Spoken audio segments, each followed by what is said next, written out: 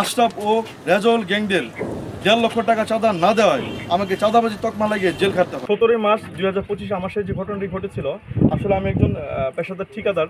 আমি আমার কাজের জন্য সেখানে পাথালিয়া গ্রামে মাটির জন্য যাই, আর কেনার জন্য যাই। সেখানে জুইস নামে একটা ছেলের সাথে রেজাউলের সম্পর্ক খারাপ ছিল, বা রেজাউলের কাছে সে জুইস নাকি চাঁদা দাবি করেছিল ওদের পূর্ব শত্রুতার জেদ ধরে।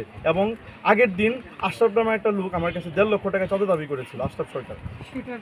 সেটার জেদ ধরে আমাকে সেদিন আসলে মিথ্যাভাবে ফাঁসিয়ে দিয়ে এবং ডিসিএসপি বানিয়ে আমার পরিবারকে সোশ্যাল মিডিয়ার মাধ্যমে যেভাবে ভাইরাল করে মানে এটার আমাদেরকে মান সম্মান ক্ষুণ্ণ করছে, এটার জন্য আমি দৃষ্টান্তমূলক শাস্তি দাবি করছি প্রিয় সাংবাদিক ভাইদের কাছে, মাননীয় জেলা প্রশাসক এবং পুলিশ সুপার মহোদয়ের কাছে। টেলিফোন করে আমি থানায় যাই, তাদের সাথে যোগাযোগ করার পরে ওসি সাহেব বললো যে আপনার ছেলে অনেক দুর্নীতি করেছে, ডিসি সাথে এসপি সাথে। আমি বললো যে ভাই ডিসি তো মহিলা, সে কি শাড়ি পরে গেছিলো আপনাদের ওখানে? না, তাহলে কেমন সাজিল?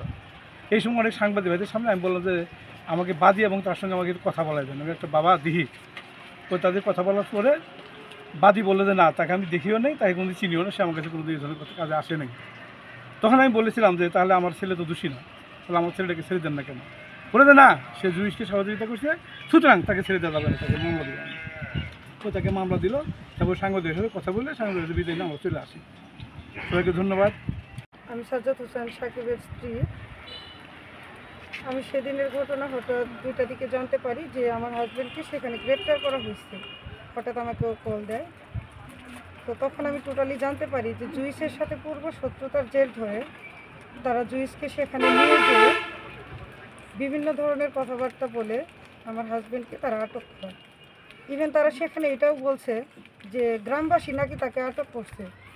আমাদের বাংলাদেশের প্রেক্ষাপটে 2টা মহিলাও যদি ঝগড়া বাঁধে, সেখানে 20-50 জন লোক একত্রিত হয়, সেখানে কোনো লোক তাকে আটক করে নাই। এটার কোনো সুষ্ঠু তদন্ত বা কোনো প্রমাণ কোনো ইয়াতে পাওয়া যায় নাই। আর জুইস ডিসিএসপি পরিচয় ওর কথা বলছে, এটারও কোনো প্রমাণ পাওয়া যায় নাই। আমাদের যে হয়রানি করছে এটার দৃষ্টান্তমূলক শাস্তির দাবি ও সঠিক তদন্ত দাবি করছি। খারাপ কোনো সময় এটা জানতাম না, বেসিক্যালি আমার আর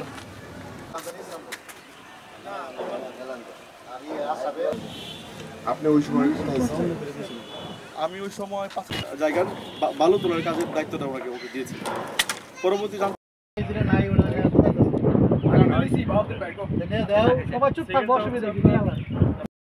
আমার কাছে দেখেন প্রিয় ভাইরা,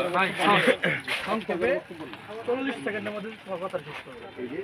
সাকিব, পিতা মোহাম্মদ সাইফুল ইসলাম, কাটিপাড়া, মজুদুল্লাহ ইসলাম প্রজাপতি। 3টি রাস্তা মেরামতের জন্য ঠিকাদারি প্রতিষ্ঠানের কাছ থেকে আমি